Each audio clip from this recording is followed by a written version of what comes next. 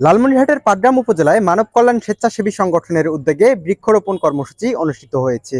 সোমবার সকাল 11 ঘটিকায় উপজেলার পাটগ্রাম আদর্শ কলেজ, পাটগ্রাম মহিলা ডিগ্রি কলেজ, সরকারি জসমুদ্দিন কাজী আব্দুল গনি কলেজ, পাটগ্রাম আহারতুল্লাহ প্রধান সিনিয়র ফাজিল ডিগ্রি মাদ্রাসা সহ উপজেলার আরও বিভিন্ন শিক্ষা প্রতিষ্ঠানে কর্মসূচির অংশ হিসেবে বৃক্ষরোপণ করা হয়।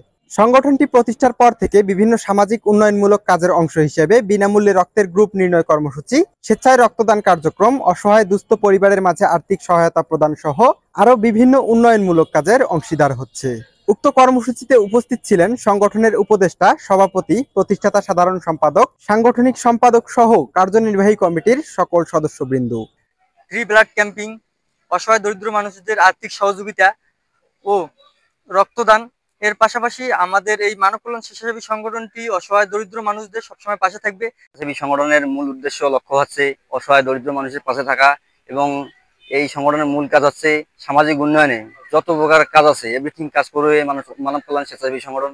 রক্তদান, অসহায় মানুষের পাশে দাঁড়ানো, তার বৃক্ষরোপণ কর্মসূচি, সামাজিক উন্নয়নে যতগুলো কাজ আছে এগুলোই আমাদের লক্ষ্য উদ্দেশ্য।